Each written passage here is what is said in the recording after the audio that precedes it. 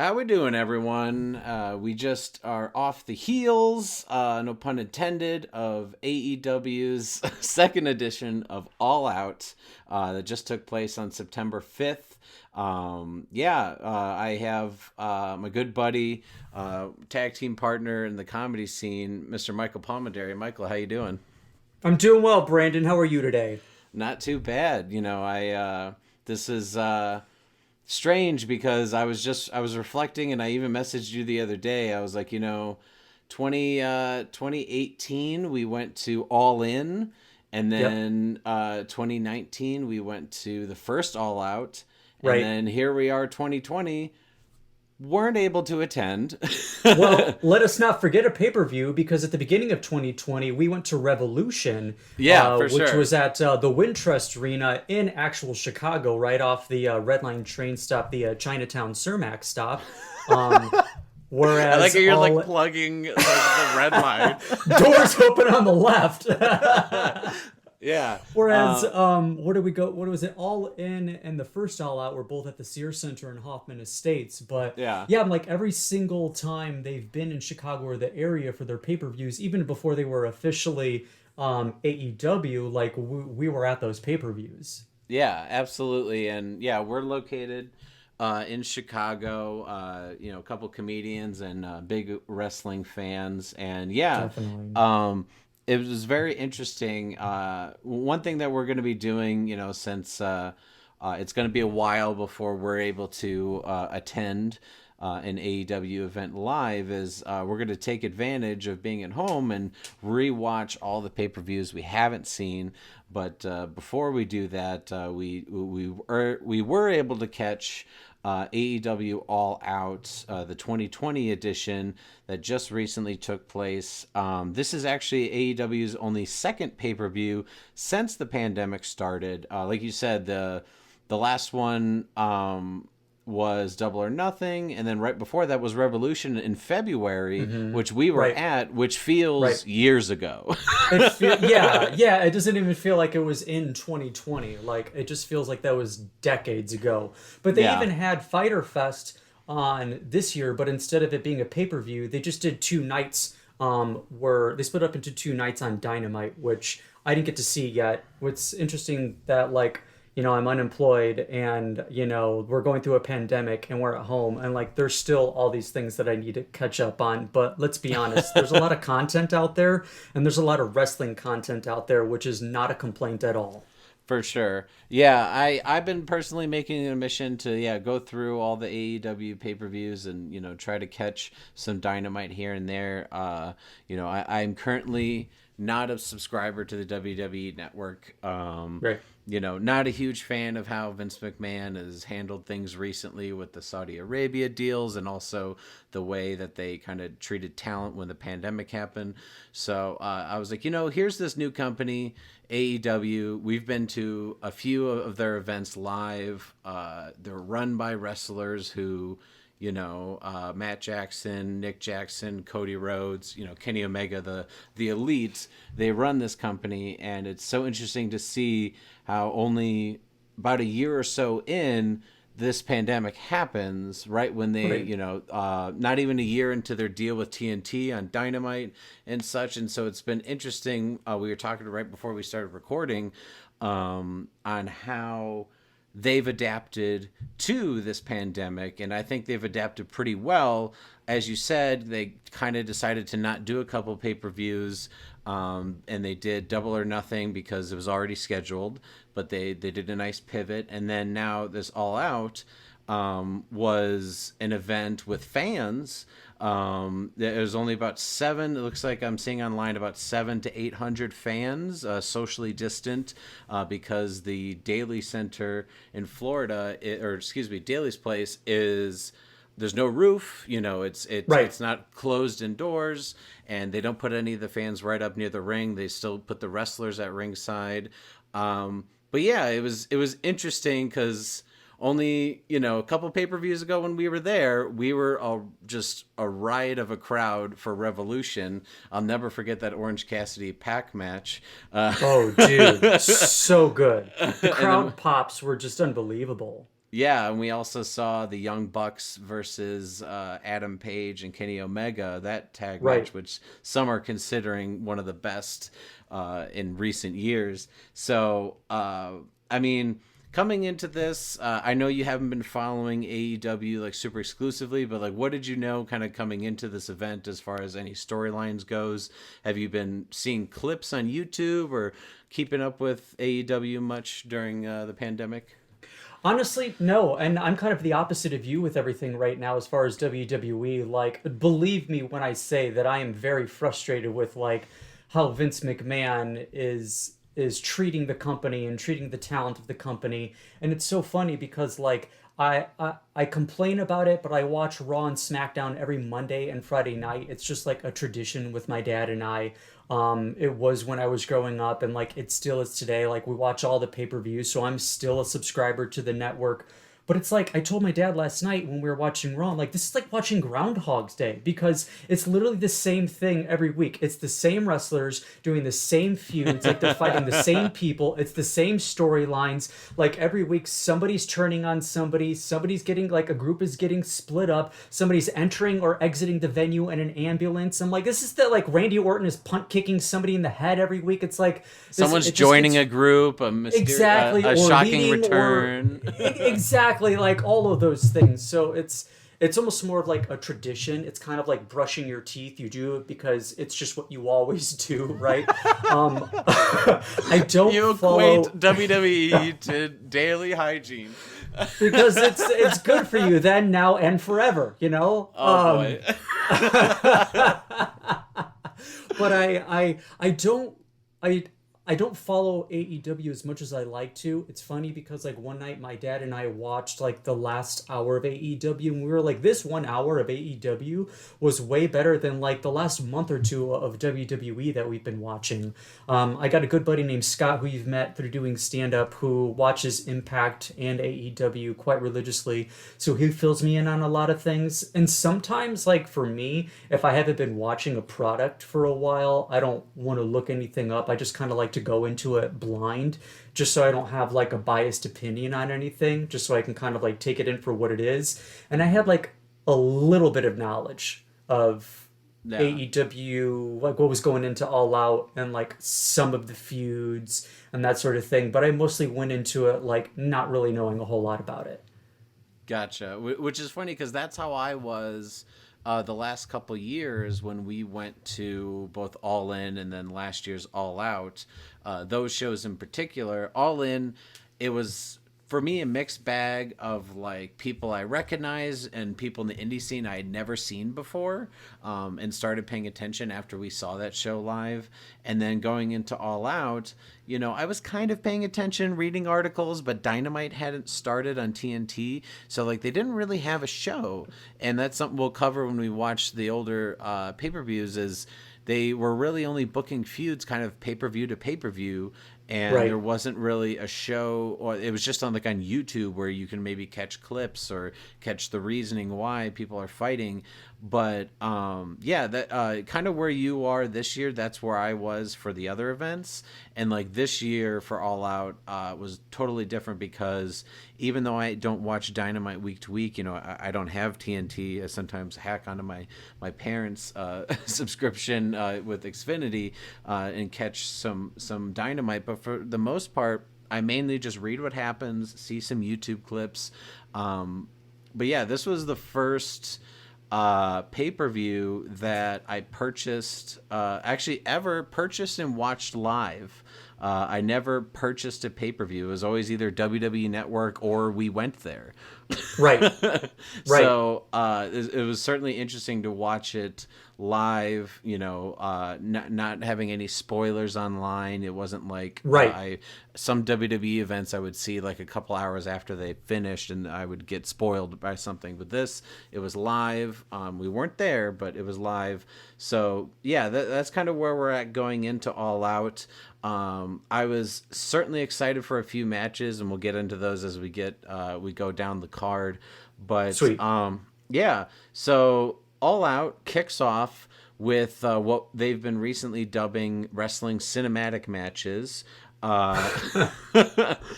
which was a weird way, I think, to open. But the night opened on the main show. We're not going to be talking about the buy-in, the pre-show. Right. The main show started with Big Swole versus Brit Baker in a tooth and nail match. Right. So, Michael, what did you think of this? Because you're coming off of not really paying attention to much, and the pay-per-view just starts, and they thrust you into this. Well, I don't know much about Big Swole, but I do know about Britt Baker because I know that she's either married to or in a relationship with Adam Cole, Yep. Bebe. And I and I do like her because she was totally knocking off Bailey's role model when she got hurt. She was in the wheelchair and she did the ROLL model, which I think is hilarious. I think Britt Baker is a badass because she's a pro wrestler and a dentist. Like, how perfect is that, right? The only way it would get better is if she was a boxer and a dentist, you know? And not a gimmick dentist. She's No, a not licensed a gimmick dentist. graduated, diploma and everything dentist. She's the real deal, baby. Or baby, I guess I should continue to say. I mean, the match to me, I can't even call it a match because to me, it was more of like a fight scene in a really cheesy horror film. You know, Yep. like the entire time I was watching it, all I could do was sing the dentist songs from Little Shop of Horrors in my head, you know, like for what it was entertaining, you know, and that's a word I use a lot with pro wrestling. Like, they do their job in entertaining, but like, it wasn't really a match for me. Like, it was one of those matches where, like, yeah, I know that like they've already decided the outcome of who the winner is going to be. I know that when they punch or kick each other, they're really not like actually hitting each other, because if they did, they wouldn't be able to do it 200, 300 plus days, you know, out of the year. It would be difficult. That's why UFC fighters and boxers don't do it, you know, night after night after night. Yeah. But with this match, like, it was, parts of it were just obviously fake, you know, and that's And sometimes awkward. like I'm always able. What's that? And awkward. Yeah, I'm always able to suspend my willing of disbelief, especially when I watch pro wrestling. Like, you have to, but like, I didn't say that I'm not saying I don't like the match or I didn't find it entertaining, but it just wasn't the match for me. I didn't think that this was like the match that they needed to kick off the pay-per-view.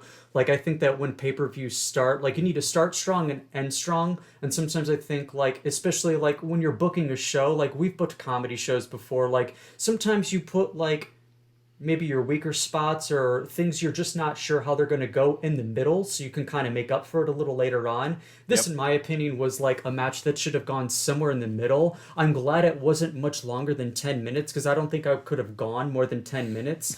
But I think like I think what they were doing, like if they were going for cheesy over the top fight scenes, then they nailed that on the head. See, yeah, I think I agree. Like, if it went much longer, I would have just like decided like, all right, I'm gonna go make my food for dinner and then come back. You know, which I hate Immediate saying pee break. because, you know, I agree. I love Britt Baker. You know, she's kind of I didn't really know who she was, but she was one of like the first women wrestling signees for AEW. And I heard how she kind of started taking off when she went heel, and that's awesome for her. Mm-hmm. You know, Big Swole seems great, but to me, I thought it was very awkward to kick off the show with a cinematic match, if you will. I'll admit, I think part of me was kind of embarrassed. You know, I'm right now staying with a couple people, and they were gonna check out, you know, the kind of the opening of the pay-per-view for me, because I pretty much said, I was like, hey, you know, main thing I want to do Saturday is I'm watching All Out at this time. You don't have to watch, but that's what's going on the TV, because we only have one TV. And so they're like, cool. And this is like how the show opens. And like, That's no their offense, introduction. right? And I was just like, it's not all like this. You know, I felt like defensive, kind of like how us wrestling fans sometimes have to be to non-wrestling fans. It's like, no, it's not always like this. Trust me, it gets better. You know, but I already. It's told almost them, like you bring a significant over to meet your family and you have to apologize for the shitty things your uncles say. exactly. They're not always like this. They're better. Well, because they're just like, what is happening? Because like Big Swole is just Right. like marching into the dentist's office, like, where's she at? And I'm like, wait, so this is like her, like you said, like a bad movie scene where she's like coming to attack her. It's not, but like the ref's with her, you know? Right. And so it just, to me, I thought was a terrible way to open the show. If this was second, I think it would have been fine. But because it opened, I thought it was very much, like you said, open strong. And I have a perfect match I think would have worked out better in the opening spot. But yeah, it felt like even 10 minutes felt forever, because I'm like, oh, they're hitting you stuff with other objects, and you know, it wasn't really wrestling. And because there's just like, they're in a dentist's office, there's stuff everywhere, they're just running into stuff, it feels like they were off, they were trying to rush it. It just didn't feel, if you're gonna film something like that, like maybe edit and do like your best version. Like we've seen some of WWE's cinematic matches and whatnot, and they could be really well done. I just felt like this was rushed, like they almost did everything in one take. Right, well, that's exactly what it looked like. I mean, or tried to do it live. I don't know. And that's kind of how it looked like. It looked like they were trying to do it live. We're going live! We're doing it live! I was waiting for it. Yeah, you're welcome. But when I was watching it, I was just like, well, they could have filmed this, like different parts of it throughout the day or a day before, and then like edited it so they could have like put it into like what could have been like a really cool 10-minute fight scene. But instead, like it was just awkward and clunky, and like, you know, as much shit as I talk about WWE, like what they did with the Boneyard match is just like probably one of the perfect examples of like a cinematic wrestling match. And I haven't seen the full Stadium Stampede match that was between the Elite and the Inner Circle at the last Double or Nothing, but I've seen clips of it and I heard nothing but great things about it. So AEW does have the capabilities to do cinematic matches well, and this was technically their only like cinematic match on the whole show. You would just think that they'd put more effort into it. Like you said, it felt rushed and it felt weird in the opening. But let's move on to the match that I think should have opened the show, which is the Young Bucks versus the Jurassic Express. I know my first instinct with this match was, since I've been, you know, keeping track of like Dynamite and everything, was I wish that there were more stakes for this match, because how this match came together was these two teams, the Young Bucks and Jurassic Express, were in an 8-man tag against two other teams, and they basically said whichever team wins, those two fight each other at All Out.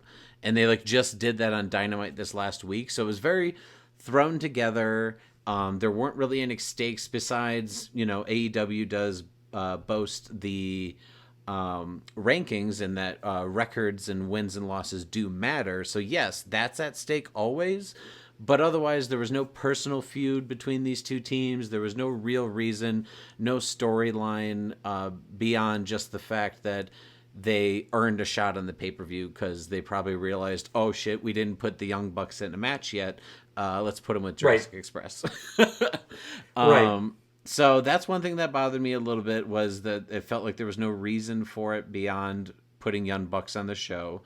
And then, even though I'm looking online, according to Wikipedia, which we know is gold, that the match was 14 and a half minutes, it felt longer. Right. And this is something I know you and I are going to talk about, especially with other matches, but it felt like a match that didn't need to be 14 minutes. I'm not saying that like matches need to be short. I mean, I love the Young Bucks. I love Jurassic Express, both Jungle Boy and Luchasaurus. I love that team. But since there were no stakes and it was thrown together, it didn't need to be almost a 15-minute match, because we had plenty of other matches on the card. Right. So, like, did you also feel the length with this one, especially towards all the near falls at the end? Well, it felt like it was more 20-25 minutes than it was 15. Like, to hear you say it was 14-15 minutes long was surprising, because it felt like it was much longer. But I don't necessarily mean that in a bad way, too. Like, I do like stakes when I watch a wrestling match, because it's just like, why are these people fighting? But if anything, like, it was a good spot match, you know? Like, if you're into spots and that type of thing, like this was probably one of the best matches on the card for that. You know, like these teams worked incredibly well together. Their chemistry was wonderful. Like I love the Young Bucks, and I felt Dynamite Express is really good. Jurassic But if Express. anything, like, or what did I say? What did I call them? Dynamite Dinosaur Express. Dynamite Express. Dynamite There just Express goes is to going to show be that's going to be their next version. pay-per-view. It's going to be on a Wednesday night on TNT. That just goes to show you my ignorance and how little I've been following it lately. Yeah, I mean, like, I thought it was a good wrestling match, and if you want to show people like a good wrestling match, I think this is like a good example of that. But yeah, I mean, I watched it and I was just kind of like, well, why are these teams fighting? If anything, they've got a stacked tag division. So of course they're gonna have tag matches on there, and that's why that was on there. I don't always need it to be for like a title or anything like that. For sure. But if anything, I thought the match was good. But if anything, it was more of a, oh, look at that spot. Oh, that was cool. Oh, that was crazy. Like that's how that match was for me more than anything. Exactly. And I also agree. Not every match needs to be a title match. You know, that's something that WWE is like, well, if it's not for a title, then they shouldn't be wrestling at all. It's like, no, there's plenty of reasons. You know, I thought that they were going to maybe have the Young Bucks turn heel. It seems like they were kind of teasing it by being a little bit, you know, more of a mean streak against Jurassic Express. But I guess my one point, and I think I've seen this in an article once, when it comes to the Young Bucks, and you know, I've only seen maybe 10 or less of their matches when it comes to between like All In and AEW events that we've seen. Not everything needs to be 15 to 30 minutes. It doesn't need to have tons of near falls. I just feel like, while at the end, with all the near falls with Jungle Boy, it made him look good, but because there were no stakes, it felt like, well, we have to be on the card. We need to always be one of the best matches, which is a good attitude. But there were so many other matches to come that I think they could have shaved off a few minutes, you know, maybe 5. Put this in the opening spot. I think this would have been a great just opening 10-minute match where they usually throw SCU. Right. Which, as it was funny, like I think we've been to 2 or 3 different shows where SCU is like the opening tag or like the buy-in tag, and so it's like they should have thrown Young Bucks and Jurassic Express in that spot. Well, and that's the thing. It's like you made a point earlier that I don't know if we were going to get to it later or not, but I'm glad you brought it up now because may as well just get it out of the way. It's like I don't necessarily think that classic matches equal long matches. You know, like you can do a good match in like 10 minutes, in my opinion. And like as much as I love near falls, like they happen way too much in wrestling these days, and that's across like every promotion. Like if you want to have some matches where they do like 5 near falls where like they get to a 2 count and you think it's gonna be 3 and then they don't, you're like, oh man, I can't believe it. But when you do like 20 plus every match, it just loses its value. It loses the stakes that it has, you know, because you're just always kind of expecting it to happen. And that was one thing that this match had a lot, was just like a lot of near falls where it's just like after a while it's just like, all right, let's move on, let's end this match. Like even when we were watching the tag match with the Young Bucks and Lucha Brothers. Was it Lucha Brothers with Monica? Like I totally agreed with her that the match was just way too long, and that's just kind of like my issue with pro wrestling in general. Or AEW does this a lot. Is like their matches are just so long, and it's not to say that they're not good matches, but like they don't all need to be 30-40 minutes. Like you can do 10 to 15 minutes, especially if you have a lot of matches on the card. Like pare them down. Maybe have the heavyweight championship or the world, or like a championship match. 1 or 2 of those be like 30 minutes or so, but like not every single one of them. Yeah, and I agree. You know, and I don't want to only say it's the Young Bucks, but it feels like, because I've seen more of their matches lately, that their matches feature lots of near falls, and I think that is what also gives it length. Because if you have gigantic moves and then 1, 2, oh, and then they're both laying there, big move, 1, 2, oh, big move, 1, 2, oh, you know, all of a sudden it's like that's 5 minutes just for like a few near falls. So like we said, doesn't mean it's not good, and we're not like Young Bucks haters or, you know, AEW longer match haters. It's just if the only thing making the match longer is the fact that there's near falls, it doesn't always mean that it's better. That's all we're trying to say. And I still enjoyed their match. I still would see it again if they wrestled again. I don't think they are. I don't think they'll ever wrestle again, man. I just think if there's specifically, like you said, no stakes, then don't make it a match that goes forever. Now, unless you're gonna do something like when they did like Cody versus Darby Allen, and like that went like to a time draw. That was like a big thing because that showed that Darby Allen can run the distance against a main eventer and Cody. Right. That's like a storyline stake. There's purpose to it. Whereas like this one didn't have any purpose beyond we got to give Young Bucks at least 15 minutes. Right. Absolutely. So, I mean, good match, but again, y'all could cut some time out of these matches, especially when you consider how many people you have on the card. Definitely. So that makes our way to the next match, was the 21-man Casino Battle Royal, where the winner received a future AEW World Championship match. Which makes me wonder, have you seen this style that they do for Casino Battle Royals, where it's kind of like not quite a Rumble style, but have you seen this style Rumble, Michael? No, this is the first time, and I'll be honest, man, I was not a fan of this match. Like, this to me was a match where it's just like, hey, we don't have any feuds or matches or storylines for these people, so what are we going to do with them? Let's just throw them all in a match together so they're able to get on the pay-per-view, which is exactly what WWE does with, like, let's have an Andre the Giant Battle Royal Memorial, because we have 30 guys that aren't in matches and don't have feuds, but we need to have something for them to do so they can get that big pay-per-view payout. Like, I didn't understand the rules to the match. I couldn't follow it at all. Like, I mean, if you're gonna have a battle royal, then like honestly, like people always want to try to, like, I don't want to say think outside the box, but they always want to like reinvent the wheel. And I honestly think that sometimes what's best is sticking to like an original format. Like, have a regular battle royal where maybe you start with all 21 guys in the ring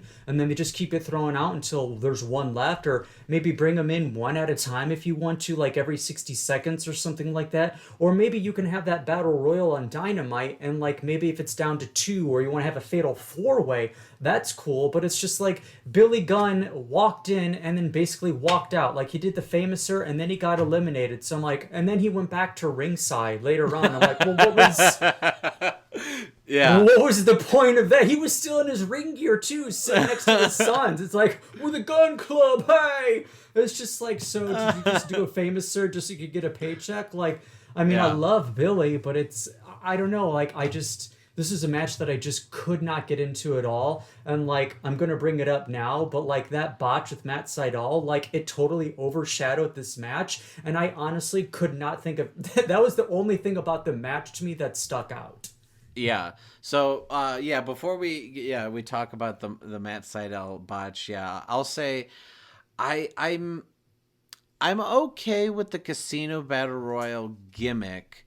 I just think that the way that they explain it is like they overcomplicate it. It's funny because they're just like, they all had cards and they drew cards in this, and if they get the Joker, then they're 21 and all this stuff. And I'm like, guys, you don't need to do any of this. Like, I get, Double or Nothing and All Out. Like, you have gimmicks with gambling and cards and whatnot. I get it, but just say, there's 21 guys. They're going to be coming out in groups of 5. It's random, and someone's going to get that 21st spot. Like, just say that. You don't need to say who drew the queen, who drew the, any of that. So I think the explanation of the match, they think too much into it. I also agree that it felt like they wanted to include a bunch of these guys on the card, but they didn't know where to put them all, because later in the night we already had like an 8-man tag. We already had 2 different tags. So they probably had enough tag matches. So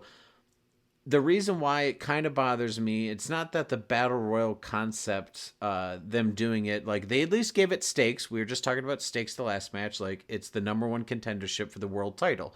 Stakes, great.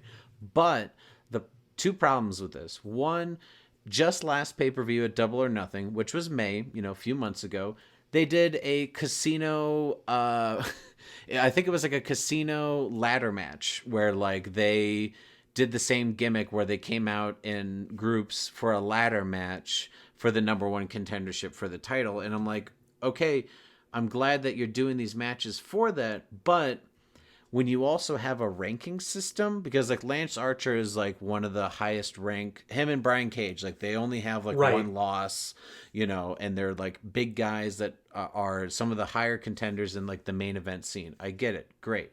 But shouldn't they just be towards the number one contendership? MJF, he was undefeated in singles competition. Makes sense why he's number one contender. You shouldn't do a battle royal for the world title. You should do a battle royal for the TNT championship, because that one they need to decide, how the ranking works between those two. So I think that, like you said, we threw this together. We needed everyone on the card.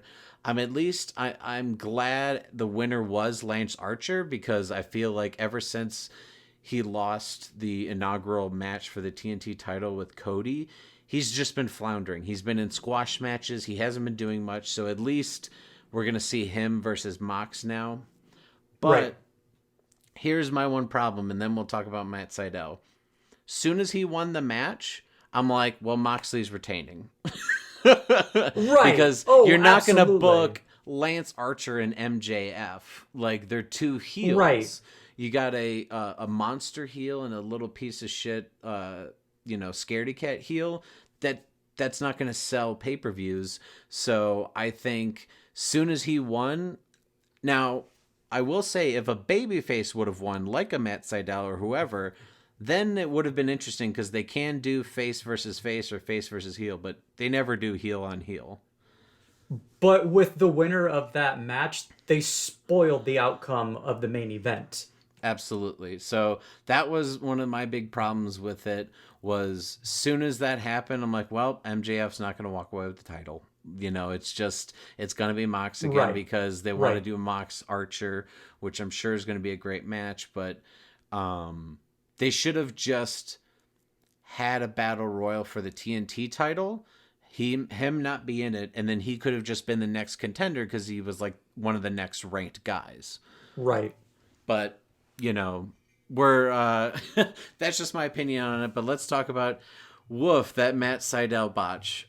Which yikes. That's all, like you said, I think everyone's going to remember. That's one of the top 3 things people are going to remember from this pay-per-view. And we'll get to the other one in a moment, sure. But yeah. Poor Matt Sydal, because yikes. We knew him as Evan Bourne in WWE. I'm sure plenty of people knew him on the indie circuit in Japan and such as Matt Sydal. This was his AEW debut. Some people had probably never seen him before. He comes in the 21 spot. He attacks Shawn Spears and goes right to the ring. And I'm like, oh, he's going to do the shooting star press. Oh my God, I thought he was going to break his neck.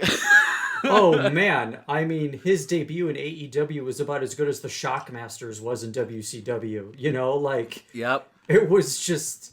And it was weird because, that was the moment where my feed went out for a moment watching it, and you were like, oh, poor Matt. You texted me, oh, poor Matt Sydal, and I was like, great, well, now I know who was eliminated. But then, I picked it up, and I was like, no, he's still in the match, what's going on? And then I ended up watching it a little later on, I'm like, oh my God, this poor guy, he's been doing this move for years. He's done it probably thousands of times. Yep. And then he finally makes his debut in AEW at this, pay-per-view, and he goes to do that shooting star press and just botches it completely. And yes. Oh man, I just felt so bad for him, because if you didn't know who he was already, you're like, and who that's the your fuck is this introduction guy? for him, exactly, you're gonna be like, well, I'm always gonna know him as the guy who botched the shooting star press. Exactly. And, like you said, he's done this move thousands of times, and he has the infamous one where he did it, went for it to Orton, and Orton caught him in the RKO. Got RKO'd from it, yeah. Yeah, out of nowhere. And so was that botch. But boy, I was like, well, you can't have him win the match when he does that kind of botch. Not that he probably was going to anyway, but it just felt like, oof. If he is for sure signed with AEW and not just doing a special appearance, yeah. And he recently, as we recorded this, he tweeted like, I think he's gonna come up with a new move or like something like I gotta do new material or something like that, where he pretty much just like was like, yeah, that was bad. And so hopefully he finds a cool move that is like less dangerous, because I thought he was gonna pull Lesnar from WrestleMania 19. Oh, dude. Well, I'm just glad he landed on his back and not on his neck, because like at least he was able to get up and walk away from it unscathed.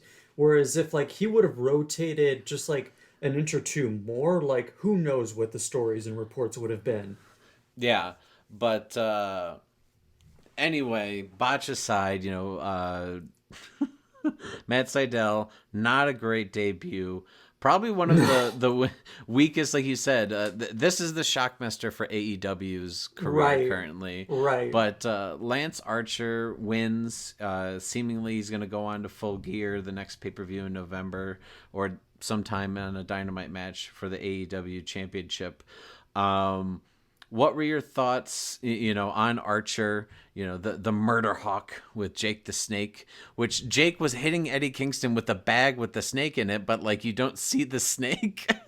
Yeah, it was probably just Jake the Snake's dirty laundry or something like that. He's taking it to DDP's house afterwards to wash it while he does some yoga or something. Like I don't mind the pairing. Like I'm fine with Lance Archer winning. Like the outcome of this match as far as who won it honestly didn't really matter to me.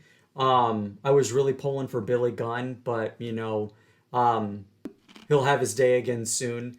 He'll have a match against his son Austin. And Jake the Snake getting involved in whatever way he did was fine. Like it's just so funny on how like wrestling fans talk so much shit about WWE bringing in older wrestlers, taking away the spotlight. Yet AEW brings in Arn Anderson, Tully Blanchard. They have Jake the Snake on there. They have Jim Ross on commentary. And so far, like the two people who have held like their heavyweight championships have been Chris Jericho, who's almost 50, and you have John Moxley, who's like around like my age, and those are both former WWE guys. So it's like people who want to talk shit about WWE bringing in older guys for like ratings, like AEW is doing the same thing. Like you have an older guy who's basically the manager of this new like monster heel, like, and I'm fine with it because I love seeing Jake the Snake again. But yeah, I mean, this match did have stakes, but to me, like, I don't know. I guess I can honestly say that like the winner of this match to me really didn't matter. Yeah, I still stand by my idea. I think it should have been for the TNT Championship #1 contendership. And then it would have also felt a little bit more like, well, who can win? Whereas like this felt like, all right, I'm pretty sure either Archer or Cage, Right. or Sydal, because he was a surprise appearance. Like it was, or Eddie Kingston. Like it was down to only a handful of people, Right. and then a bunch of the other people were tag team wrestlers. So I didn't think they had a chance. But Yeah. moving on to the next match of the night, which is going to be what I think this pay-per-view is known for. Best known for. The scary spot between Matt Hardy and Sammy Guevara in the Broken Rules match, where Man, he is broken. yeah, if Matt Hardy lost, he would have had to leave AEW. So they've been feuding for a few months now, and like, have you heard about like what Sammy did to Matt with the chair? Yeah, And I got saw some it. heat. Yeah, so like Sammy has already gotten heat on him because I mean he's only like 25, like he's very young, Right. and he threw a hard chair, not like one of the traditional chairs at Matt, busted him open for real.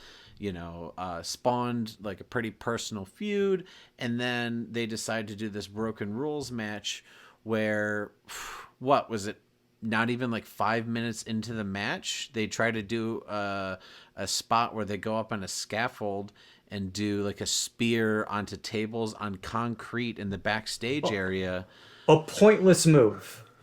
I mean, I get the purpose, like they're going for spots, but this is so early into this match. It was immediate. Oh my God. Like, and I didn't quite see the impact at first, but then we were texting about it. I was like, wait, did he like legitimately hit the back of his head? Yeah. On it was concrete? Cringeworthy. Like cringeworthy. There's different things to be sometimes embarrassed of by wrestling fans, but like this is one where I'm like embarrassed. I'm like, like not because like the move messed up, but because I'm like, God, like are people gonna see him like die on camera or get like a serious injury? Like it was unnecessary, especially for Matt Hardy, who's like double the age of Guevara, you know, to be doing something like this still. I mean, he was doing TLC matches 20 years ago. Right. And the poor guy can barely walk, you know? Like, yeah. He walks like Frankenstein's monster when you see him, because, like, his finishing move for years has been, like, a leg drop off the top rope or a freaking steel cage or ladder or something like that. But, I mean, like, I was watching it and, like, as soon as I saw it and I saw him, like, not moving, like, I immediately was just like, I'm out. Like, I was just like, I can't. Like, I just became immediately concerned for his safety and just did not want to see the rest of the match continue. Like, as far as I'm concerned, the botch of this match just completely overshadowed the entire pay-per-view for me. And, like, that's honestly, like, between that and what happened with Matt Sydal, those are the things that I remember the most of this pay-per-view, which is unfortunate because, I mean, I know we're picking apart things about the matches so far, but it doesn't necessarily mean that I didn't think it was a bad pay-per-view and I didn't enjoy the matches. Like, they were good matches. But it's just like when you have something like that happen, like, it just, I don't know. That's all I could think about was the rest of the night was like Matt Hardy and like what condition was he in. Absolutely. And I think that I agree. There were matches that I liked. It's not that I didn't like this pay-per-view, but like, as far as what I can tell, both reading and the pay-per-views I've seen, it seems like AEW hasn't put on a bad pay-per-view yet. Not that this was bad, but I think a lot of people are calling this their worst one because the Matt Sydal botch and because some of the matches felt a little off. I heard it was over 90 degrees in Florida, so like the wrestlers are probably exhausted. And then you have this Matt Hardy spot where here's the real kicker. Not only did they have this bad spot, but because they wrote themselves into a corner with Matt Hardy having to leave AEW if he loses, they first... we see the infamous, I mean, some of us smart wrestling fans know that when the referee does the X symbol, that means legitimate injury. And so we're like, oh shit, he's knocked out or something happened. This isn't good. And there was kind of like some bumbling around. It seemed like the match was done. The announcers were talking. And then all of a sudden, Matt Hardy and Sammy Guevara are fighting again. And like Matt stumbling his way to find Sammy. They climb a scaffolding, like a different thing, like another high thing where like you can tell Sammy had to like assist Matt up there. And then Matt shoves Sammy off. Count, you know, it was a last man standing match apparently, is what a Broken Rules match is. Counts to 10, Sammy loses, Matt wins. And then it's just like, okay, what is Matt okay? It was so confusing. It was so confusing. I had no idea what was going on. And like, you know, you saw Ref Aubrey like hold up the X like you had mentioned, and then a doctor came out and like they just had the camera on Sammy for a while because you could tell that they were like, we don't know what to do now. Like, let's just have the camera on Sammy and like he'll be taunting or whatever. But like you could even see like the doctor holding on to Matt, seeing if he was okay, and then like Sammy's not aware of what's going on, but you know he probably was aware that like Matt was legitimately injured and they were checking on him, so he was probably stalling for time trying to figure out what to do. Yeah, at one point then, even like, helped Matt up. Like, and then Matt like fell again. Matt was so fucked up. Matt was just like stumbling all over the place. I'm like, no, keep him down. But then Matt, who apparently doesn't fucking die, thank God, like just gets up and stumbles like through, well, I mean, this is the last match that I'm bringing up, but like John Moxley came in through that side entrance towards the back and like came out to the ring that way. Like that's the same ramp that they went up. But then like Sammy Guevara goes to that door, Matt Hardy pulls him out. Then yeah, like you said, they go out to the ring area, go up the scaffolding. So like we might as well just rush to the finish. And then Matt pushes Sammy off that scaffolding, counts 10. It's like, well, clearly they just scrambled to the end. But like for me personally, not just as a fan, but as like a human being, I would have rather they just ended the match and then like maybe have come up with something where like, you know, they ended the match, Matt loses, somebody's like, oh, I guess Matt has to leave AEW and like maybe in like he's hurt, like we're so worried about him. They could have done something like, and this is me being a smart mark and armchair quarterbacking, like of course, Sure. but like they could have done something where like Matt lost, Sammy comes out on Dynamite on Wednesday, starts talking about all this crap, like, oh, I beat him, like you'll never see him again. Then Matt Hardy's music hits, he comes out, he's like, it's not a legitimate win, like I got hurt, you know that, like I didn't lose, you know, that sort of thing. And then they could have maybe had the match on Dynamite or did it at another point in time when Matt Hardy like was able to walk on his own 2 feet, you know, without assistance. Yeah. Like that would have been perfectly fine. Like to me personally, like as much as I love wrestling and suspend my willing disbelief, it gets to a point, and I'm much more like this now as an adult, especially when like, you know, you see wrestlers get injured, you see wrestlers die. Like I care much more nowadays about the health and well-being of a wrestler, that human being, than them finishing the match. Like even For the sure. commentators were like, Matt Hardy is like legitimately injured. Like they were not, you know, trying to play into the entertainment aspect of this at all. They're like, he's hurt and we're concerned about him. I'm like, yeah, so am I. But yet they, Yeah. I mean, to you know, Matt Hardy just being like, I'm gonna keep going, like he did anyway. Yeah, I was especially like scared because, you know, I joked earlier that he was in TLC matches 20 years ago, but the first Right. match I can remember seeing was the Triangle Ladder match at WrestleMania 16 in the year Right. 2000, which is 20 years ago. And so like he was in the first Yep. match I ever saw. He was a young guy, and now it's 20 years later. He's got kids, and you know, he's had this weird like late career renaissance with the broken character. Had some, you know, rough spots in WWE where clearly Vince didn't know like the gimmick, but Matt Hardy coming to AEW, getting one of his first like, you know, pay-per-view matches, and then this happens. It just stinks, and I was so worried. And then I just think the thing that bothers me, much like the tooth and nail match, is like there's a lot of times where they do record these on delay. I get it that they have fans now. Maybe they're trying to do stuff live again. But this, because it didn't take place in a ring, could have easily just been something that what they should have done is, you know, I like your idea that, you know, it wasn't a legitimate win and Matt comes out and, you know, rematch to Sammy. But like what they also could have done in the moment was when they both crashed through the table, just keep showing that, count to 10, end the match with like a double count out. And Something. like, sure, it would have upset people, but like they could have done that in editing by just keeping them on the ground. Like could have told Sammy like, hey, Matt's on the ground, go lay on the ground too, get back in the table spot. Like we'll mash this together and just show it recorded during All Out. But like, of course, because they seemingly did this live, you lose that element of being able to fix things. And I just wish they realized, because they live in an era where there's a lot of cinematic matches anyway, you may as well just record them on delay and edit them, because something dangerous like this could have happened, and you know, not done another big spot where the Matt Hardy has to climb something, and then Sammy could have got Right. hurt too, or Matt got hurt even worse. It just made no sense to rush to that finish. I know that they probably in the moment were trying to improv, but that's why don't make it live if it doesn't have to be live. Right. You know, if it's not taking place in a ring, then like you can film it a day or two before and then just air it.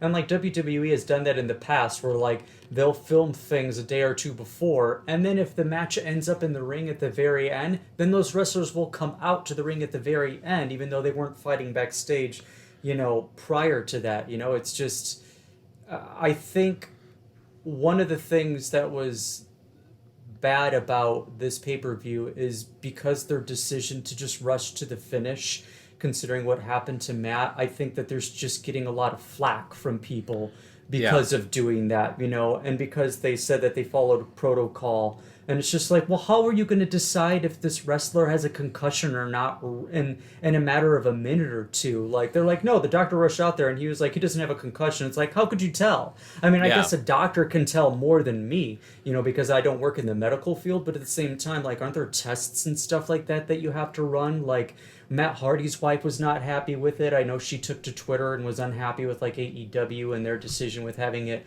going on. Like, even what you were saying, like, that would have been a fine finish as well. But regardless, it was not a good wrestling night for anybody with the first name of Matt. That's for sure. So far, the opening of this pay-per-view was not great. They had a rushed cinematic match, a tag match that was good but had no stakes, battle royal that was fine, and then this happened. It's just like, man, this is just bad luck galore. So Yeah. luckily, for the rest of the night, it seemed like no injuries, no botches, no big botches, nothing that was like noteworthy in that sense. But like, we'll obviously continue to go match by match to talk about what we think of them. So moving on, we had Hikaru Shida versus Thunder Rosa for the AEW Women's World Championship. Thunder Rosa, who is the NWA Women's Champion. Right. So a fun kind of, not title versus title, but just like champion versus champion match. Right. And I'd never seen Thunder Rosa before. I've only seen Shida in a handful of matches that I've been watching during AEW's tenure.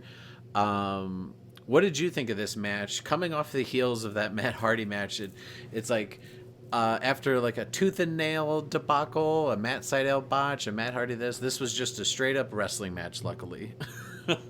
Oh yeah, I mean, and that was like, I don't really have a whole lot to say about this match because it was just a straight up wrestling match. Like, it was just a good old fashioned wrestling match.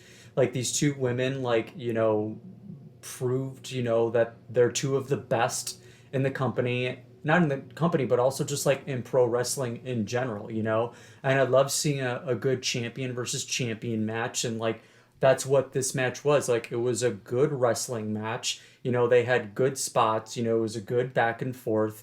I've seen both of them wrestle like probably a handful of times. I've seen Thunder Rosa on like an NWA a couple of times, but I mean, watching this match, like, I was still so distraught by what happened to Matt Hardy. It was hard for me to concentrate on the match. But it did take away my enjoyment from it a little bit, but nonetheless, like, all I can say about this is like, it was a good old fashioned wrestling match by two really good wrestlers. Yeah, I have been enjoying Shida during her title run. I thought Thunder Rosa was awesome. First time I'd ever seen her before. I hope that they strike more of a working relationship to where maybe she can sign with AEW as well. Just add another incredible person to the women's division, which I think what I heard too is they packed a little bit more time onto this match because of the Sammy Matt being cut on time, which is funny that they felt they needed to pack on time when they still had, and I'll go over the times of other matches, but they still had a couple of 15-minute matches and a couple of 20 to 30-minute matches. It's like, if it's a few minutes shorter, it's fine. It doesn't need to be a 4-hour pay-per-view, but we'll save that for the end. I don't think you're ever going to hear a wrestling fan be like, you know what was wrong with the pay-per-view? I think it could have been a little bit longer. For sure. Even when NXT would just be like 2 hours, it was so tight and awesome. It was the best. So yeah, this match was good.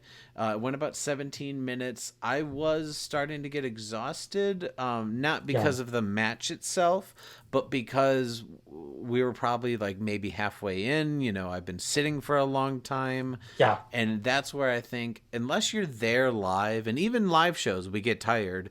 But like when you're at home, I'll admit that day, I'm currently staying in Montana. We went on like a 4-mile hike, up a mountain. So like I was in the sun all day, and I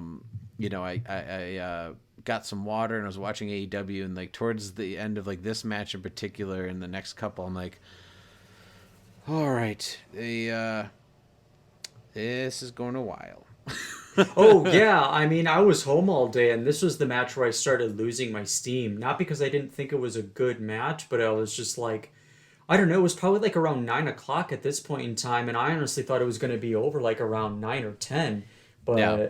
I mean, I was just like, okay, good match, but no, I mean, like you said, like we've been to pay-per-views before, and like I mean, I loved All In and All Out and Revolution when we went, but like we got there at like 3 or 4 in the afternoon because the doors opened, or like the show started at like 5, and we didn't get out of there until like 11 across the board for all three. And like, don't get me wrong, like I love pro wrestling, and I always try to watch as much of it as I can, but it's just like it's a lot to sit through all of that knowing In that one there's still more sitting. matches to come. Yeah, in one sitting. Whereas like when you're at like a live event, like you oftentimes have like the roar of the crowd and the energy of the crowd to keep you going sometimes. But like Yeah. when you're at home, like you can get up, you can move around, you can go to the restroom, you can grab a snack, you can stand. Like there were times where I got my laptop and I put it up on my desk and I just like stood and watched it, so I wasn't like sitting down the whole time, like getting like the nods, you know. Yeah, But for sure.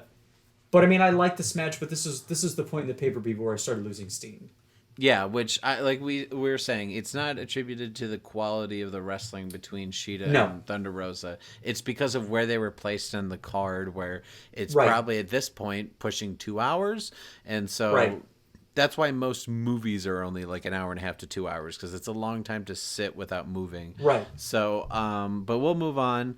The next was an 8-man tag match where it was the Dark Order led by Brody Lee, featuring Colt Cabana, Evil Uno, and Stu Grayson versus Matt Cardona, formerly Zack Ryder, Scorpio Sky, Dustin Rhodes, and QT Marshall. A lot of people. Yeah. So, 8-man tag. What do you know as far as what you've been watching? What do you know about Dark Order, or the fact that like Cardona just recently debuted? Did you know much going into this match? I can't remember if they even showed a promo for it or just talked about it on commentary. I mean, I knew a little bit going into this match. Like, I'm familiar with the Dark Order and everything. Like, and I have familiarity with like everybody that's in it, and I know that like part of it was just kind of like avenging what happened to Cody Rhodes, from Brody Lee. But I'll be honest, man, I just was not a fan of this match. Like, I was confused for a big part of it. Like, as far as the Dark Order is concerned, like, I'm fine with the faction, but like I love Colt Cabana, but I just don't think he fits in the Dark Order. Like, I think if you want to put him in a faction like this, like, he's got to lose, like, the goofy comedy stuff. Like, he's still goofy Colt Cabana. And it's like, if you want to have him in a faction called the Dark Order, then, like, maybe he should do some sort of big gimmick turn. Like, maybe we need to see this side of him that we've never seen before. But it's just, like, this goofy kid from Chicago that still has like the target on his elbow and like hitting people with it. Like, that's still what he's doing. And again, like, I love Colt Cabana. I've seen the guy wrestle multiple times. I've been close enough to him to where I could be like, you were great in that match. He's like, thanks, man. Like, I've been that close to him before. I think he's awesome. I'm a huge fan of his, but like, I don't know, he just seems to be an odd duck in this faction. And like with this match specifically, I don't know if you noticed this, but like there were lots of times during the match, and maybe this is like a stipulation or a rule that I just kind of missed, but like there were lots of times where like the wrestlers on either side were just like not on the ring apron. They were like on the floor. So I'm like, were these people eliminated? Like, who's supposed to tag in who when someone's in the match? Like, they would all just be kind of like standing like on the floor, just kind of like watching it. And I'm like, wait a minute, did somebody get eliminated? Is that the whole point of this? Like, was there a pinfall that I just like didn't notice? Like, one thing that I thought about this match is like, I would have liked this much, much better if it would have been a singles match between Dustin and Brody Lee as a way for like Dustin to get revenge on his brother. Like, you beat my brother, you took him out of AEW, you stole the championship, I'm going to avenge what you did to him. And I could have gotten behind that feud, that storyline, that singles match much more than I did this confusing 8-man tag. Yeah, I agree. I think that this match was fine for what it was. It was very disjointed because a lot of times with 8-man tags, I mean, there's 8 people involved, plus they both had Right. 1 to 2 people, like Brandy Rhodes and Anna Jay, and the one girl Allie who's with QT Marshall. It's like they had like 3 additional people on the outside. So like there are so many people, and plus the ref, like there are like 15 people. Like, is this a battle royal? Yeah.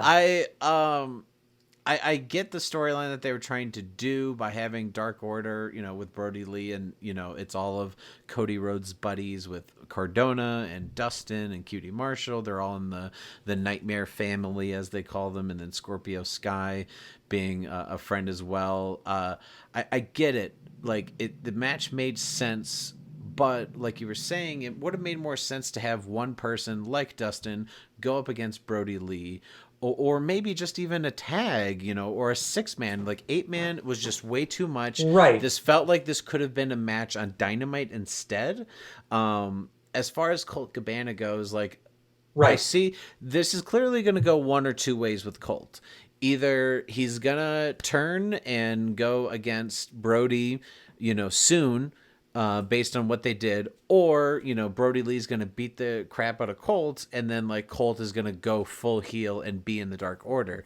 But like right now, what they've done, Sure. the way he comes to the ring, like you said, like he's still goofy, but also like he at least had the same colors with his ring attire. But for the most part, I'm like, this is just Colt Cabana with a bunch of heels. So I want them to. And I get it, they have Brody Lee just recently won the TNT title, so they're focusing on that. But like this Colt Cabana thing has been a slow burn, which I'm not opposed to slow burns, but it felt like you're already doing the Lee Cody stuff, but also doing the Cabana stuff. So like there's a lot in the air. Plus like Cardona, this was his first pay-per-view match, and Scorpio Sky was involved. They're seemingly going to do Scorpio Sky versus Lee at some point. But like there's just a lot of juggling things happening. I don't think that it was bad. I think they executed some things well, but for the most part it just felt like this could have easily been done with either a singles match or a tag or even 6-man, just so that there's less people. I was very surprised that Dustin got the win. No. I think it would have made much more sense for the Dark Order to still dominate because they recently won the title. Like, keep them on the wave of winning.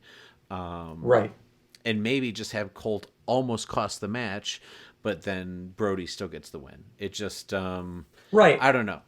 It was just very convoluted, and it's just like everybody gets a spot. And it's just like, no, like, yeah. Sometimes I just, maybe this is my age showing, but sometimes I just want to see some good old fashioned wrestling. Yeah. Like it's just like it's almost like participation trophies. It's like everybody gets a spot, everybody gets a turn. It's like no, like it's just like let me just see a wrestling match because they're all capable of doing that.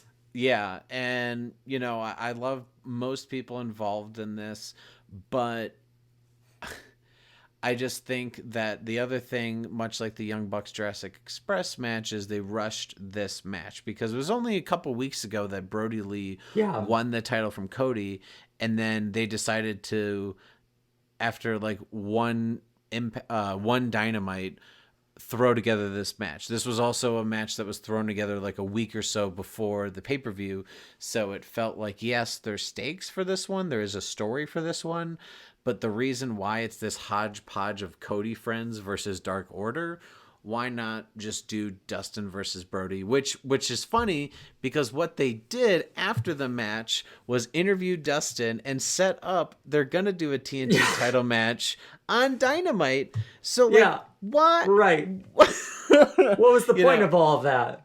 It's usually you do Dynamite things to set up pay-per-views, but like to do a pay-per-view to set up Dynamite, it felt very backwards. I think they could have done this match on a Dynamite and then done Brody Lee versus Dustin for the TNT title. That Or felt have the weird to Dark me. Order win and then Tony Khan be like, hey, Dustin, because, you know, the Dark Order won, then, like, I will let you single-handedly face Brody Lee on Dynamite on Wednesday. And they're like, oh my God, I can't believe I'm getting a title shot in the first time in 15 years. Like, that would have been fine. But, yeah, a lot of this to me was just convoluted. Absolutely. But let's move on. A few more matches left. Some of the main event matches of the night. The next one was for the AEW World Tag Team Championship. FTR, formerly the Revival, versus Kenny Omega and Adam Page.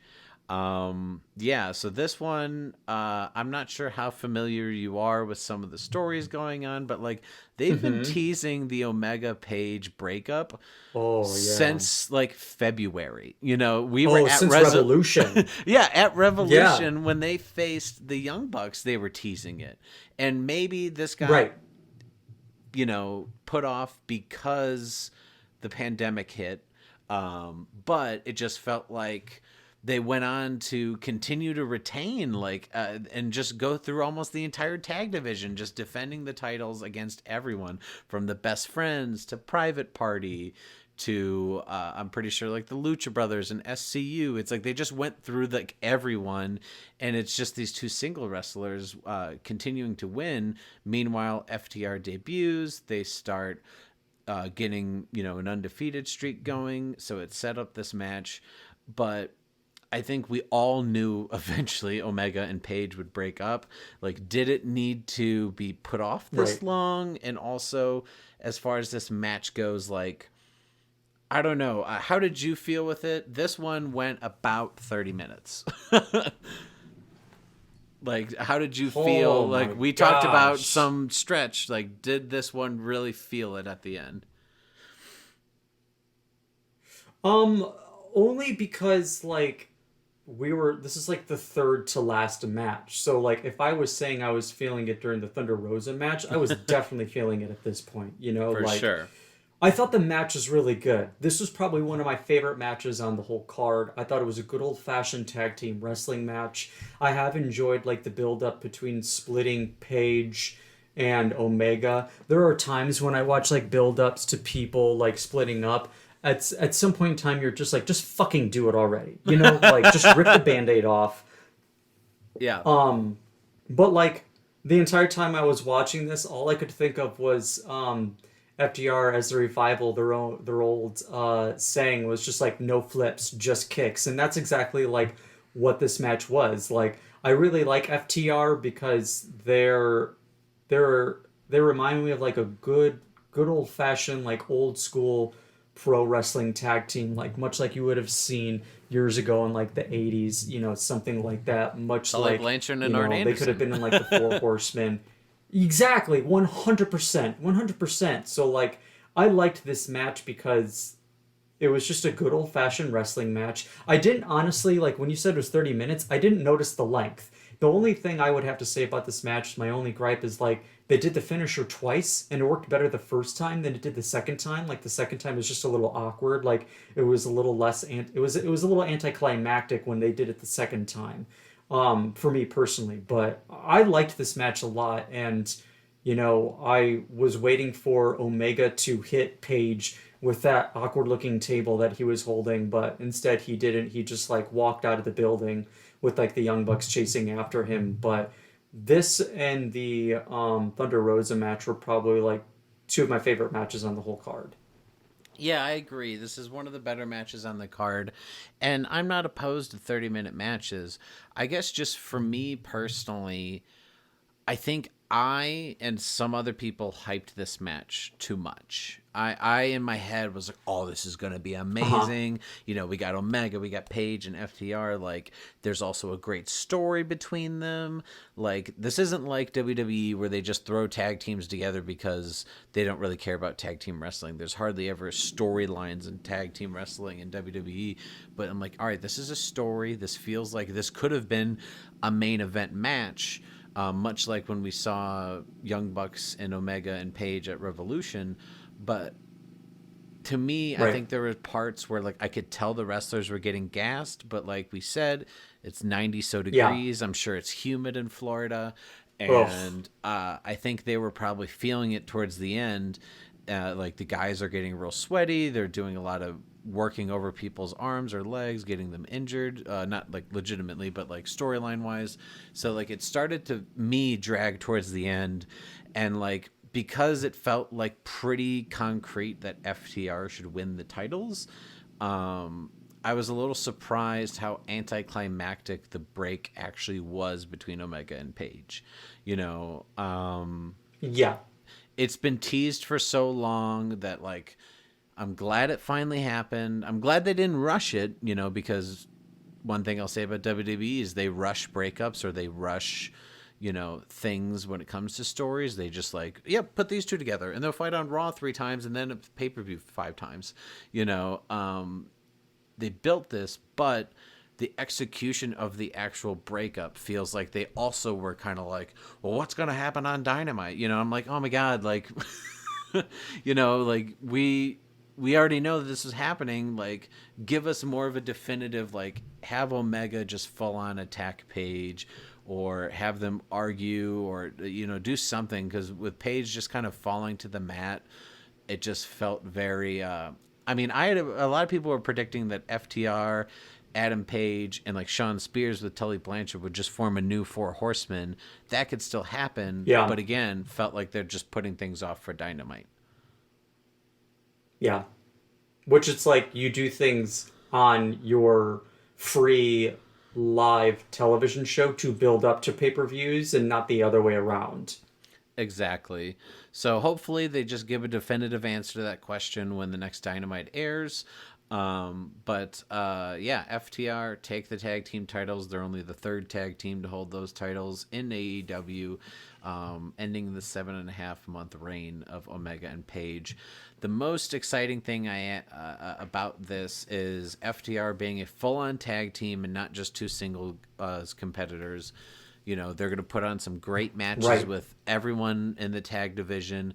And then this frees up Omega and Page, not only for a possible feud together, but to be back in the singles division for the TNT and the World Championship. Right. And those guys should be in those like number 1 contender spots for those championships anyway, in my opinion. Exactly. I mean, and I don't mind that they did this, because Omega is someone that I think everyone just assumed would have been one of their first, if not like their second world champion. So I hope that maybe this is the thing that they have him, you know, maybe go heel, feuds with Page, feuds with some other people, and then maybe he's the one that takes it from Moxley or something like that, so that Omega can really be, you know, in the main event scene where he belongs.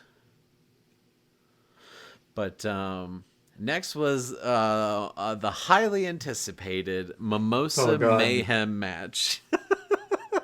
This is one where the people who I was originally embarrassed to watch in the very beginning, I did tell them that there was going to be a Mimosa Mayhem match, and they're like, all right, I think we'll watch that one. And and I had shown them clips of Orange Cassidy with his hands in the pockets and whatnot. I'm like, this one's going to be fun, shows you a different side of wrestling. A Mimosa Mayhem match where you can win by pinfall submission or fully submerging an opponent into a vat of mimosa. Yikes. Chris Jericho and Orange Cassidy, what did you think of this? I mean, I said yikes, so I feel like that already gives you a pretty good indication. Like, I didn't think the match was bad. I thought it was like a good match. But even this match for me went a little long, especially considering what it was. Like, to me, this is just like a goofy gimmick match that didn't need to be more than 10 minutes long. And I hope that that's the one and only Mimosa Mayhem match that we'll ever see. Yeah.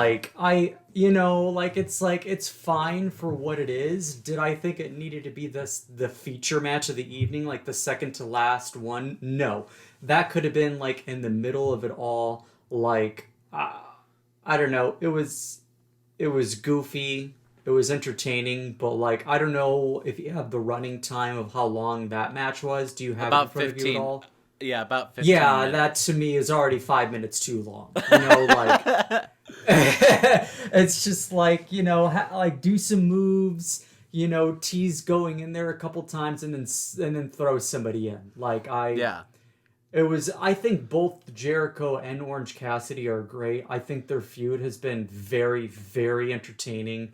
It's been one of the reasons anybody should like tune into Dynamite because these guys just like have really good chemistry with each other, considering that like Chris Jericho didn't like Orange Cassidy at first because he thought he was making fun of pro wrestling with the gimmick, and then he realized people were loving it, so he was just like, "Oh, all right, well, let me have a feud with this guy." Yeah. But I just it was goofy, and I was ready for it to be over when it was over. For sure. Yeah, I'll admit this one disappointed me. Mainly because so like one of the best things that I've enjoyed about AEW is that they don't overdo matchups. They don't do like Uh-huh. rematch. It's like a WWE formula where usually if they fight on one pay-per-view, they're gonna fight at least the next two. Right. It's usually they do 3 rounds of something or whatever, but like AEW, almost all the main events or the world title matches have just been that was the match and the feud was over. I mean, even Jericho, after he lost it at Revolution, he didn't go rematch Moxley for the title. Right. He was because of the ranking system, he's thrust back down the rankings. He went into a feud with the Elite, and I liked that he entered this feud with Orange Cassidy. It kind of legitimizes him a little bit. The fact that this went 3 matches, but then the fact that their third, like their rubber match, is a gimmick and like a funny gimmick felt a Right. little weird because like the feud seemingly got very personal and like bloodied and stuff, and which sorry, the promo package where they said that they bubbly boarded Orange Cassidy. Oh my gosh, so funny. So funny. I mean, Jericho is hilarious. Like Yeah, he's so good. Jericho is ridiculous, and I just feel like if you make this feud personal, it's like why not make it just a real match? Yeah. Or like you said, if you're gonna do a comedy match, one Orange Cassidy never did the pocket gimmick. Like he Never. never did it the entire thing. And that threw me because I'm like, well, at least do a couple things because like that's what we came to see. And Right. then go into what you do where you have like a really good match and you're still incredibly talented. But I'm glad he won. I was a little thrown. I figured Jericho could have won, but I think it's a good way to just end the feud. Yeah. Cassidy gets the rub, he gets the push. Where he goes after this, I'm not sure if he qualifies for a TNT championship match or what, but I'm interested to see what they do with that character after he beat the first ever AEW World Champion by punching him into a vat of Le mimosa. Champion. Le Yeah, Champion. Le Champion. Which I like. It even said when he came to the ring, won the first AEW championship last year's All Out, and it's just like what a year where he's going from winning the world title to being punched into a vat of mimosa. But like that's what Jericho does is he puts over I people. know. I think That's it was pro like wrestling, baby. that's I think Mick Foley like tweeted like this is why he's one of the best in the business is because he is not afraid to do embarrassing stuff like this, but also put over young Right. talent. He'll win when the story makes sense and build people, but he doesn't just Yeah. he doesn't squash people because he's a name. But Right. Exactly. yeah, which the funny thing is one of the people who saw a part of this was like, wait, Jericho, didn't he wrestle in like the 90s? I'm like, yep. Yep. Yep. You sure did. Still And he's still doing it. going strong because of DDP yoga. Yeah, the demo god, as he says. But that leads us to the main event, which was the AEW World Champion Jon Moxley versus the then undefeated MJF, where the paradigm shift, Moxley's finisher, was banned. If he tried using it, he was going to lose the title, quote unquote. What'd you think of this? Young MJF only is like about 24, 25 years old. They've really built him. He beat Cody at Revolution. He beat Jungle Boy at Double or Nothing. Like, he's been just building up a win record, and he goes up for the world title. What'd you think of him in the main event? Great. I mean, I love MJF. I'm a huge fan of his. I've seen him on the indies, so I saw him before he got onto AEW. I probably have pictures of him on my phone at like the Logan Square Auditorium. Nice. Watching him at like AEW or something like that. Yeah, and that's the thing. That's one of the things that's been great about like watching AEW and even Impact is like there are people that I would see at like Freelance or AAW that I would see at like indie shows in Chicago that I'm starting to see on those shows now. And like it's awesome. It's like it's kind of like, I mean, this is kind of taking us off the beaten trail a little bit, but like if anybody is familiar with the comics like Ron Funches or Ian Carmel or Shane Torres, like when I lived in Portland, like those guys were the top guys in Portland, and like, I would see them all the time at like open mics or showcases. So I got to see these guys work out material before they ended up doing like late night spots on like Conan O'Brien and stuff like that, Or it's even like I worked at a donut shop in Chicago for a little bit, and the owner of the place, or one of the owners, like he was like in his 30s or maybe early 40s. He used to live in California, and when he was a teenager, he would go see bands, and one of the bands he saw was Green Day before they ever made it big. So it's one of those things that's like when you get to see people like that before they end up being on television or making it big, like it's amazing. Like it's awesome. Like you feel like you have a special connection with them, even though they don't know who you are. But I mean, MJF was doing this good heel shit even on the indies. Like he's still the same character, but he's just gotten better. Like I feel like he is the future of pro wrestling, but he's also the current of pro wrestling too, like he is a good old fashioned heel. He's one of those people where like one of the things that frustrates me with wrestling now is like, for example, you'll see Braun Strowman on TV like, oh, I'm the monster of men, get these hands, but his real name Adam Scher on Instagram, and he's like being a goofy guy where he's out in the country fishing with his friends. It's like, I get kayfabe has been broken years ago, but MJF is MJF all the time, giving kids the middle finger at autograph signings. Like he is an old school heel. Like he's always that gimmick, which like a part of me really loves. It's like Andy Kaufman, it's like you never know when the gimmick is over with or anything like that. I'm kind of okay with him not winning because I know one of these days he'll get it, and it's just going to be like he's just going to rub it in everybody's face. I thought the match was good. Honestly, I'm sure the match was probably a lot better than what it was, but by the time this match came around, I was so exhausted. Like I really just wanted the pay-per-view to be over.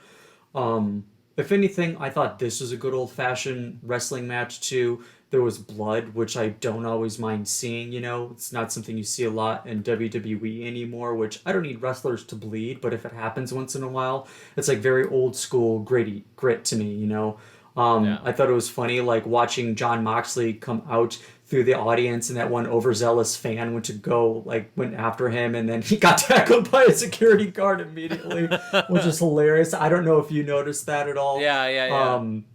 Jon Moxley turned around, was just kind of like, whatever, man. But no, like I thought the match was great. I do look forward to the day when like MJF finally does win a championship, but he's one of those guys where like, does he deserve to win a championship? Of course, but he's one of those people where like he's so good, you can't ignore him. Like he doesn't need a championship belt because like he's one of those people where like when he gets the belt, he's gonna make the belt. The belt's not gonna make him. Yeah, I'll admit I was kind of rooting for MGF to get the title. Same. Because one thing that you brought up earlier, which is they've had two world champions. You know, we were lucky enough to see both title changes. First, Jericho winning the inaugural match, and at Revolution when Moxley took it from him. But they're both former WWE guys, and like the fact that MJF is this young guy, he's really only been seen on television with AEW. I think it would have been a great opportunity to kind of, as they said, do like a real paradigm shift where it wasn't expected. You know, I think a lot of people expected Moxley to retain, but maybe they're really, really saving it to put someone over. But I thought they've built MJF so well. You know, he was undefeated. Like he had lost tag matches or like fatal four ways, but he was never pinned or submitted.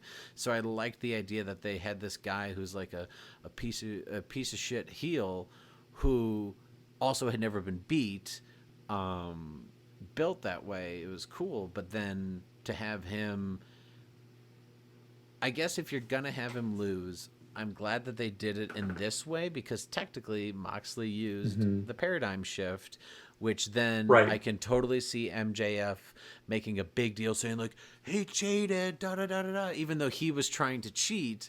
You know, you see him just using this, and whether that he's going to start a feud with Wardlow now, or like going to go against some other like mid-card baby faces and build himself back up. He still has a talking thing now. It really makes me curious what they're going to do with him. But as we said earlier, when Lance Archer won the Battle Royal, it's like, well, they're not going to do Archer versus MJF. Exactly. You know, you would know who the immediate winner was going to be. You know, much like I said earlier, they spoiled who was going to win, you know, the main event. Like, if MJF won, they would have spoiled who would have won the match between him and Archer. Yeah, which I do have to say, one thing you brought up before, you say that MJF doesn't need the title. I think Moxley doesn't need the title anymore. You know, I think he's not at all. Jericho didn't need it. Yeah, you know, I think Jericho had made sense because like Dynamite was just starting on TNT. He was a recognizable face. You know, he's a good heel to start a chase storyline with someone like Moxley. You know, it made sense. Moxley, it made sense for him to take it. You know, he had been pretty undefeated at the point. I think he still technically is. I think it just makes so much more sense for hopefully Archer to take the title from him, because Moxley, you put him somewhere else on the card versus like an Adam Page, or like when he did matches against Omega or Pac or whoever, you know, like he's already kind of like a feature match. Right. So why not give the title to someone else? Hopefully when they give it to the next person, it's someone who doesn't feel like a former WWE guy. And, you know, because Cody and Mr. Brody Lee are the TNT two holders so far, so give it to someone who hasn't had it yet, who hasn't been showcased on like on a cable network platform like this. You know, give it to an Omega, give it to Adam Page, give it to someone who really needs it, or an MJF who doesn't necessarily need it, but you know will be entertaining and fresh. Somebody who's like an AEW homegrown talent instead of somebody who was like came from the WWE. You know, like I look forward to the day when somebody that people are most familiar. I mean, even if you know somebody like, oh, I know him from the Indies, or I know him from like Impact, or I know him from New Japan, or whatever it is, like if they're now more recognizable from AEW as opposed to being like, oh, I used to see this guy in WWE. I look forward to the day when like there's a singles title that is held by somebody who is a non-WWE, you know, former WWE wrestler. Because even FTR, like, yeah, Omega and Page were not WWE guys, but like FTR is. And I know it's, you know, they're an actual tag team as opposed to Page and Omega. But I mean, when like an Archer or an MJF or a Darby Allen or, you know, somebody like that finally gets a singles title, I'm going to be really happy about that. It'll be in the right direction. For sure. And I think based on you've had two champions so far, it just makes sense for the next one to be that. Like you said, someone who's AEW, you know, they've been there through and through the whole, you know, year or two that the company's been around. But yeah, so that was All Out 2020. As we said, there's been there was definitely ups, but lots of downs with this one. Yeah. Which is so interesting Definitely. because, like, when we went to All In, when we went to Revolution, and the All Out last year, it felt like there was no bads. Um, so like it felt like AEW was due for, like, I don't want to say injury mistakes, like, not say that, but they were due to show that they're not perfect. Well, I think in this pay-per-view they tried to go all out and it just didn't work. I feel like this pay-per-view was really more of like just like a really good episode of Dynamite. Um it's not to say that I didn't like the pay per view. My biggest gripe about it, besides like the obvious botches that there were, was the fact that it was just too long. And Yeah. my problem with like pay per views and they're too long is like I get tired halfway through, if not just a little bit, if not three quarters of the way through. And part of my gripe about them being too long is like by the time we get to the main event, I'm so exhausted. I just want the match to be over so the pay per view can be over, which is not fair to the people in the main event. Like they worked hard enough to have that spot. They deserve to have like my full attention and for me to be energized for the match, as opposed to me being like, can you just get this over with? Like I'm tired. I have to go to the bathroom. That type of thing. Well, Um, especially because there's fans there again. right. You know that also play to the fact that it was 90 some degrees and you're Yeah. outside. That Right. audience, I read online that the audience was the reason why they were, not as excited later on in the show is because, like us, they were exhausted, even more Right. so because they were in the heat the whole time Right. and they're wearing masks. Right. Let's just shave 3 to 5 minutes off most of the matches. Right. Um, Dynamite's 2 hours. Make it three and a half tops. You don't need to push four. Right, right. It was just too long, but also, I mean, the pay per view wasn't awful. I mean, if anybody listens to this, they'll probably think otherwise because we picked it apart. But this is just me as a fan, just talking about like what I liked, what I didn't like, what I would have liked to have seen. All those things. So I'm armchair quarterbacking for sure, like I've said before. But at the same time, it's one of those things where it's like, of course they're going to have a bad pay per view or a bad Dynamite every once in a while. Like, that's just what happens when you're trying to create content. Saturday Night Live has probably had more bad shows in their 45-year history than they've had good shows. Like, Mm-hmm. WWE has had more bad episodes of Raw and SmackDown, especially within the last few years, and they've had good ones. Like it's just bound to happen when you have content that you have to create weekly and it's live. Like there's going to be hits, there's going to be misses, and even in a good show, there's going to be matches and segments that are going to be both good and bad. But again, like as a fan watching things, like I like things when they're a little shorter. The last two pay-per-views of WWE, SummerSlam and Payback, have been 3 hours long, which is like amazing. Like please keep pay-per-views at that. Like that's one of the reasons I love Dynamite and SmackDown. They're both only 2 hours and that's it. Then I have the rest of my night free to what I do. But sometimes when a pay-per-view goes this long, it's just like, how much longer is this gonna be? Yeah. Like, can I go to bed now? But it's not to say that I didn't enjoy the pay per view, but I just think moving forward, like, it's sometimes my problem with pay per views is just like we don't need to have a match where like everybody on the roster is in a match. Like, yeah, maybe you need to earn those spots, or maybe they need to do something where I don't know. I don't have all the answers because I'm clearly not in the pro wrestling business, but all I ask is that we keep pay per views under 4 hours so then I have the energy for the main event when it finally comes around. Absolutely. And I think the reason why, people, because critics were also, gave mixed reviews to this show, not because of the length per se, but like we were saying with the injury stuff and like some of the matches felt off probably because of the 90-degree heat. And when all that stuff feels off and it's then pushing, it's 4 hours, it feels like, oh my God, this is dragging. And also the fact that this is only like their 8th pay-per-view total as a company. Right. So, Right. and almost all their pay-per-views, at least all the ones that we've and I've seen, have been like damn near perfect. This one just feels like one of their worst ones, just because they've had like A- to A pluses for like everything else. They've just done quality across the board. So then when they have something like this where mistakes happen and things aren't as good, it just feels worse. But then again, they do less pay-per-views. They don't go monthly like WWE, at least not yet. So Right. It makes me wonder, instead of maybe shoving so much on this card, throw in another pay-per-view in there, and I'm sure it'll sell just fine, but maybe have 2 that are 3 hours instead of trying to shove like a bunch of stuff into 4 hours on one show. Because then the next one is a couple months later in November. So they're really only going to have, and I heard that that's the last of 2020. So they're only going to have 4 the entirety of 2020, which just feels so much less compared to WWE, who went from SummerSlam 1 week Payback.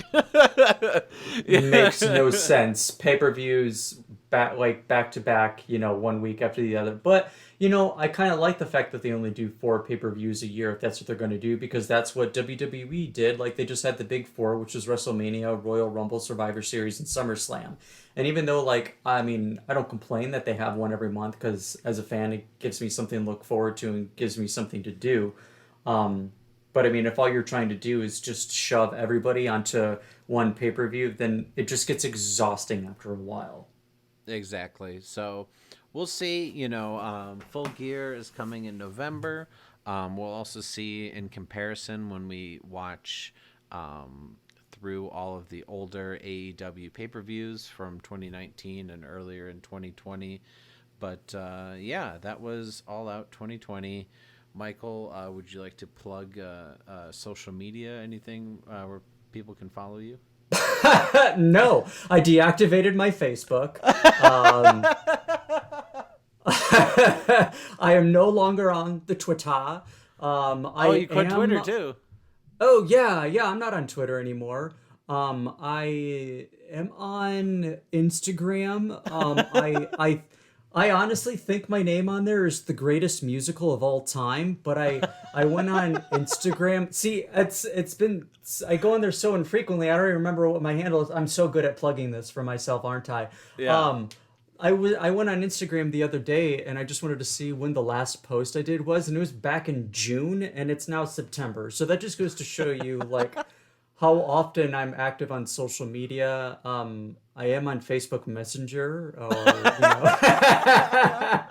I think it's great if we're just gonna flood you with followers. It's gonna force you to post more. I'm kidding. I guess so. I don't plan on reactivating my Facebook anytime soon, or my Twitter either. But yeah, I guess if you want to follow me on Instagram and give me a reason to start posting stuff again, follow me at the greatest musical of all time. I am the motherfucking musical, and I am the whole damn show. So if you're interested in that, please, I don't know, I guess maybe give me a reason to be more active on social media. I logged off because I just can't stand it anymore. So maybe give me a reason to enjoy it again. Well, stay tuned, at least on Entertainment Buffet, because Michael may be brewing up some show ideas to come onto YouTube and podcast form at some point. So at least subscribe and take a look for that coming out if you don't want to bog Michael with Instagram followers. But you can follow me at Brandon Prosek on Twitter and Instagram. Please subscribe to Entertainment Buffet. We're going to be reviewing some more AEW shows, more content coming to I was going to say AEW's YouTube. Yeah, they just hired us after this. Yeah. Entertainment Buffet's YouTube. Would appreciate the subscribe and the follows and such. But until the next show we watch, we'll see you next time. And thanks for joining me, Michael. Meow, meow. Thanks, Brandon.